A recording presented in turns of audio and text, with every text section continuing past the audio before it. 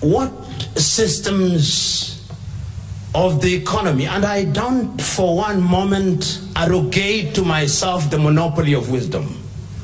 These are my thoughts, and my thoughts are informed by certain realities. And I'm using the word modern in a very guarded way. Perhaps the word modern is one that I should avoid. The post-colonial African state is also a neo-colonial state in many ways. And therefore it may have appearances of freedom, but she is not free. Look at what happened in the 1960 in what are the former French colonies. The French, when they were leaving, asked their colonies to vote, yes or no, whether they wanted to remain within the French influence or they did not. The only country that did so was Ahmed Sékou Touré's Guinea. And the other one which nearly did so was Mali with Modibo Keïta, whom you students should know. But the French were very clever, and I'm using the word clever in quotes. They ensured that the former colonies remained under their influence, complete with a currency which until now is controlled and manipulated from Paris. So when we talk about the post-colonial state, we must remind ourselves that it is a neo-colonial state. And that therefore the means of production are still in the hands of the erstwhile colonizer. We don't say this as loudly as we should. But if you are to ask yourself who is in control of the oil in Cameroon, is Total or Elf? If you ask yourself who is in control of the oil in Gabon and the timber in Gabon, it is the French.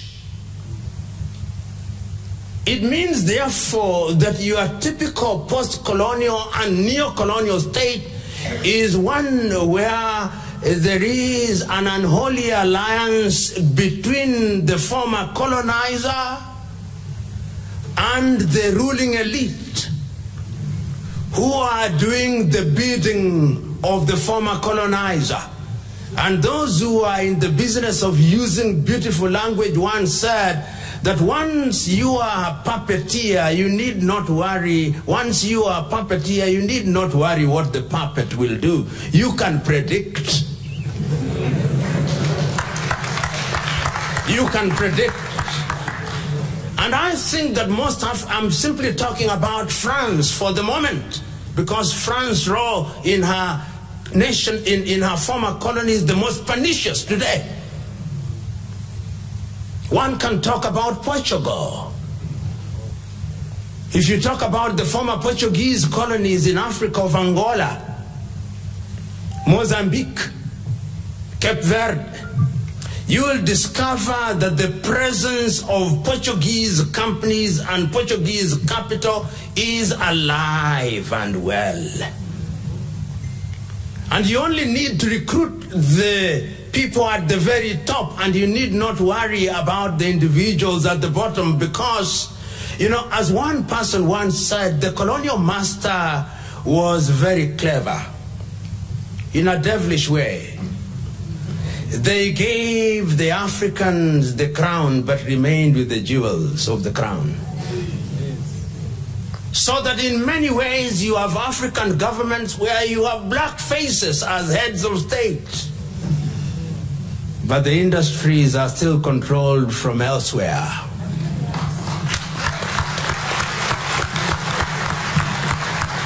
That is the nature of the colonial. But in my own view, we cannot, as Africans, keep on lamenting, because the problem with us Africans also is that we are prisoners of sorrows and lamentation. So we say, oh, God, let's not allow God to enter into these things which we can do ourselves.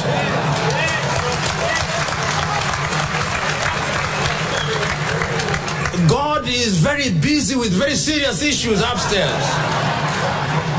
He has given us minds and hearts, and we had better use them, because the divine instruction is to go and subdue the world. On our part, we have allowed the world to subdue us.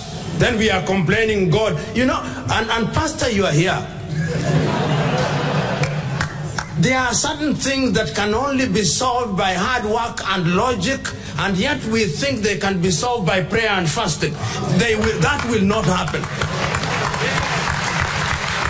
So my own view is, we must begin to do things for ourselves. If the land needs to be worked, we must work the land. And we cannot continue to work the land the way Abraham used to work the land with the plows. We've got to mechanize. If, as people say, if Africa did not benefit from the first industrial revolution, we must benefit from the fourth industrial revolution. And you know, in these matters, these very serious matters, nobody invites you. You invite yourself to the dinner table. And you get crushed the dinner table. So that you are noticed. You know, right now, many Africans, and I say this because people are on top of the dinner table eating silent steak and caviar, and we are under the table fighting over crumbs. This is what is happening. When you see black on black violence, it is essentially, what are we fighting for? Crumbs. Crumbs. The real meal is on the table. That is where we should be. That is where the good. But you see the problem, when you are under the table, you cannot see what is on the table. You only see the bottom of the table. And therefore, the only thing you can see are the crumbs that have dropped. And I'm suggesting to us, particularly we in the political class, deliberate efforts must be made. I know that in many African countries, we suffered from certain historical advantages by dint of skewed systems of governance, particularly in the economic arena. Here in South Africa, you know that, and even the white people know and appreciate that going forward, it is completely untenable that a small population should have the majority of the land. They know. How then do you do it? Is it for a foreigner to come here and prescribe the solution? No, that would be arrogance. But it's for a foreigner to begin to persuade those who are in the eye of the storm that the sooner you are able to relinquish some of this land in an orderly and in a programmatic manner so that you do not disrupt commerce, the safer you are. Because let me tell you, a hungry and a poor man has no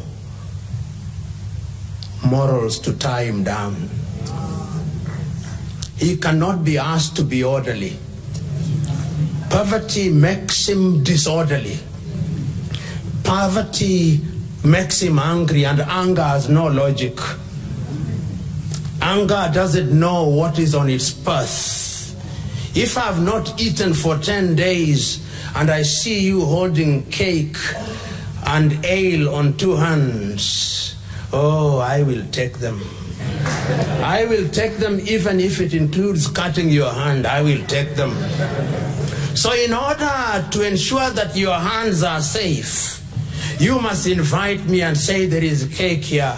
Let us begin to share. But when one is hungry for a long time, you also don't give him a very large dose of food very quickly. You begin slowly, and you educate him. And I believe that that is what we must do in order to solve our problems. We were told by Ray Piri, look, listen, and desire.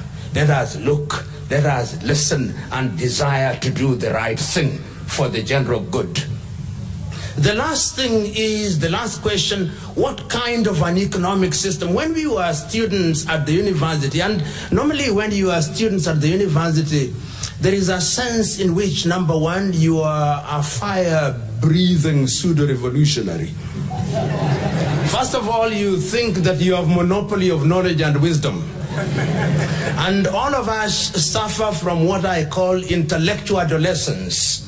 And intellectual adolescence is fed very effectively by the slogans of Marxism, Leninism. Workers of the world, unite. You have nothing to lose but your chains. We said all those.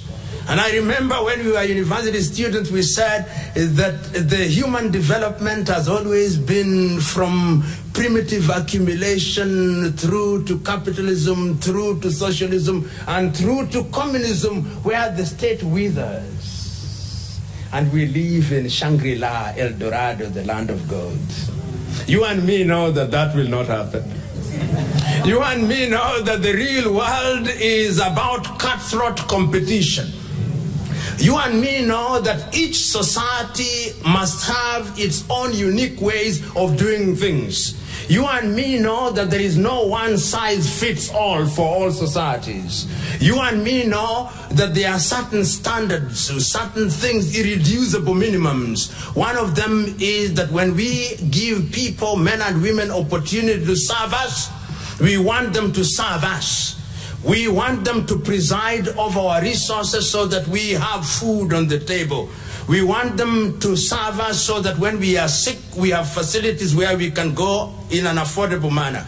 We want them to use our taxes so that we can take our children to school and good quality education where we are taught the right thing. I remember yet another musician who was Fela Kuti of Nigeria, who used to say, "Teacher, don't teach us nonsense." So we want schools where we are not taught nonsense, where we are not told that David Livingstone discovered the Mosi Otunya Falls. No, he was the first Scotsman to see the Mosi Otunya. There were people there who lived with them. In other words, we are saying each society, and the beauty of Africa now, even here in South Africa, you will always have problems. Pastor, let me tell you a short story as I answer this question. I listened to a sermon, and in this sermon the story is told of this unsettled soul. This unsettled soul was moving from church to church looking for the perfect church. And he went to many churches until he met a pastor who told him, "I'm told you are looking for the perfect church.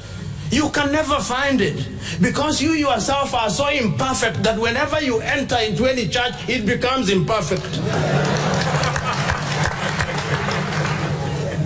And the moral of my story is that each society has its own problems, and civilization, in my view, means the ability to work within your society with its strengths and weaknesses is in a manner that is for the general good.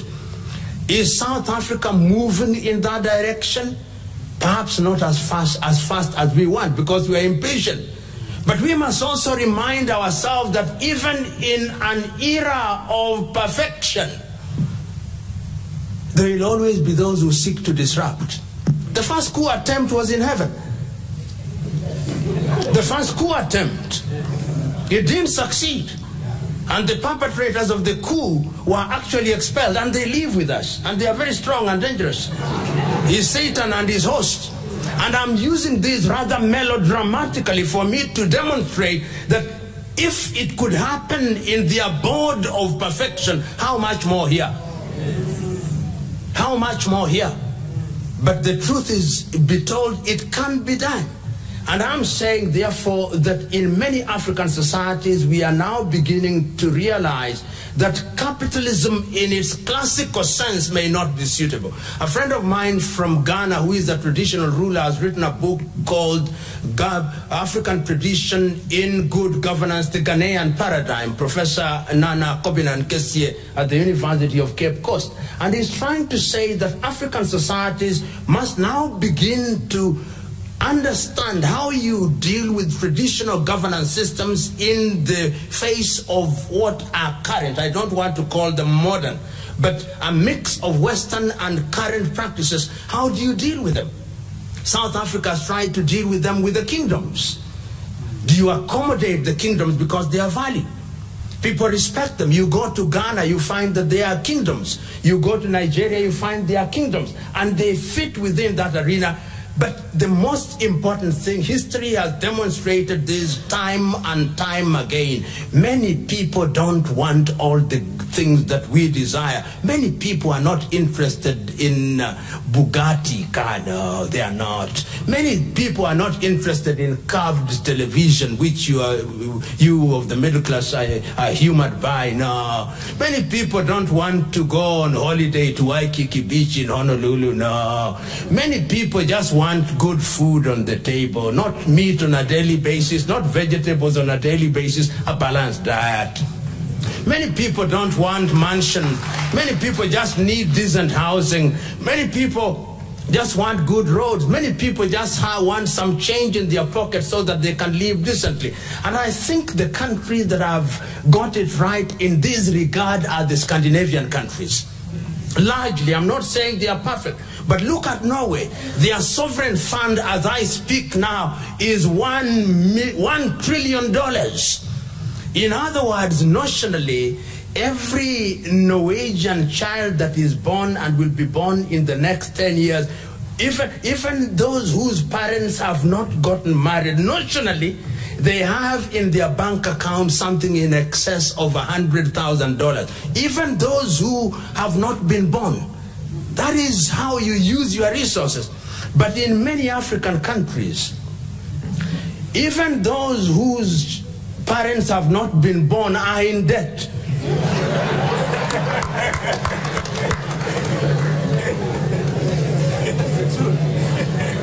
They are in debt. Because our current leaders borrow for this generation and generation yet to be born. So we must do something that changes that, and it can be done.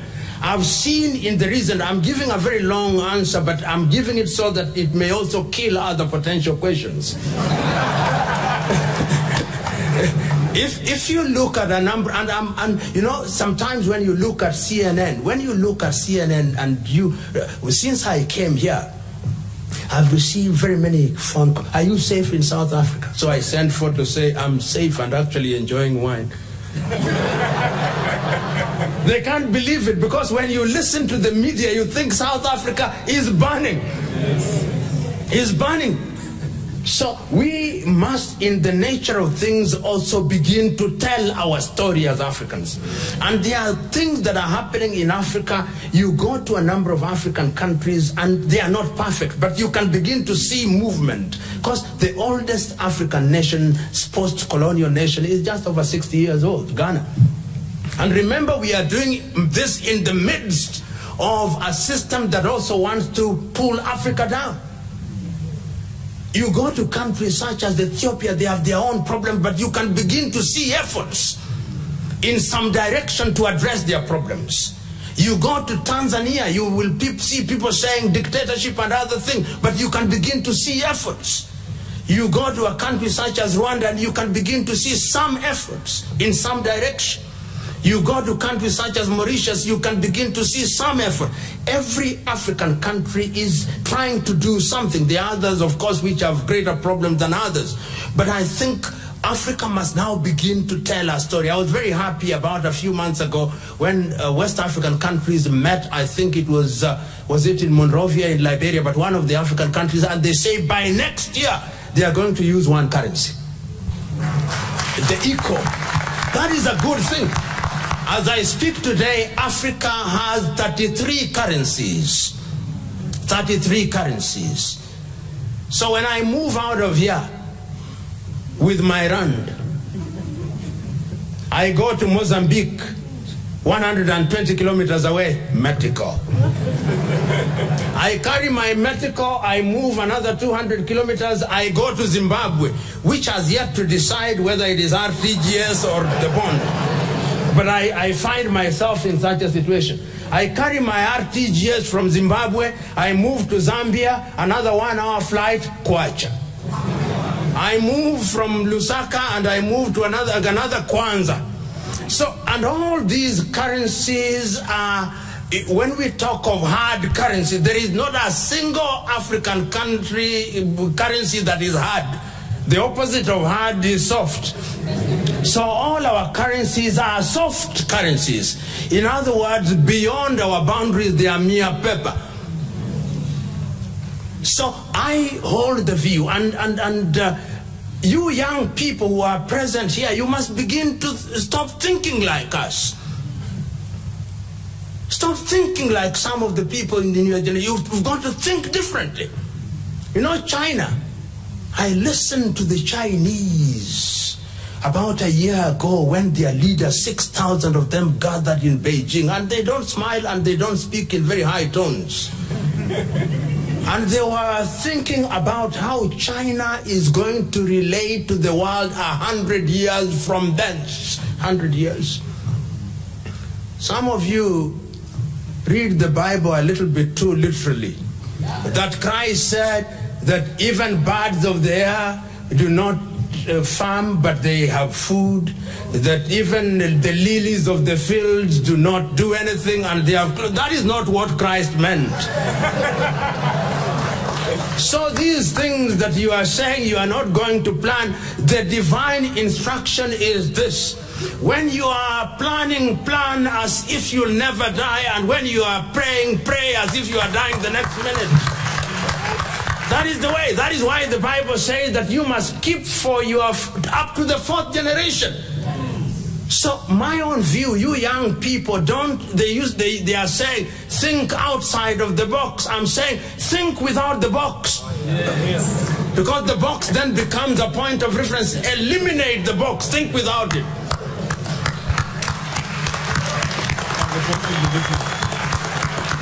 They are saying the sky is the limit. Which sky? The sky of the earth? Forget about the sky. Think about the galaxies. They are saying wait and heat the iron while it is hot. No, heat the iron so that it becomes hot. In other words, I hold the view. And I do not know, but I want to use this analogy found in the Bible because it's very powerful, and you don't have to be a believer. But for those who are believers, you will see it a lot more powerfully than anybody else. And there are two of them. One is to be found in the book of Daniel at chapter 3. And in the book of Daniel at chapter 3, there are 3 young men, Hananiah, Azariah, and Mishael, who are named Shadrach, Meshach, and Abednego. And what happens is that there is a king called Nebuchadnezzar, and Nebuchadnezzar makes a statue 6 cubits wide, 6 cubits tall, and says everybody must worship it. And they say we are not going to worship it. And they say our Lord will save us, but even if he does not. And I find that powerful. Belief in oneself. Belief in oneself. Sometimes we don't believe in ourselves and in our abilities. You know, these Chinese are very... I don't know whether you see them when they come. I saw very many of them yesterday at O.R. Tambo. They know what... Even when they are walking, you know they know what they are looking for. And when you know what you are looking for, you are likely to get it. So let us learn from other civilizations. And we don't pick their weaknesses, but pick their strengths. That is, to me, the most important thing. Learn from the Chinese, learn from the whites, learn from the Koreans, learn from all civilizations. Each one of us, because God is a God of diversity. And each one of us has our strengths, black, yellow, white, and all those things. And I think we can make it. And we are going to make it. And people like Ray Peary here are telling us that we can make it. None of you here hold the order of Ikamanga. And he did. There is a great, and this is what I conclude with, a great African whom you must all know. If you did not know him, go and Google about him. He was from Guinea-Bissau. He was called Amilcar Cabral. When he was fighting in the bushes, his name is Nom de Guerre.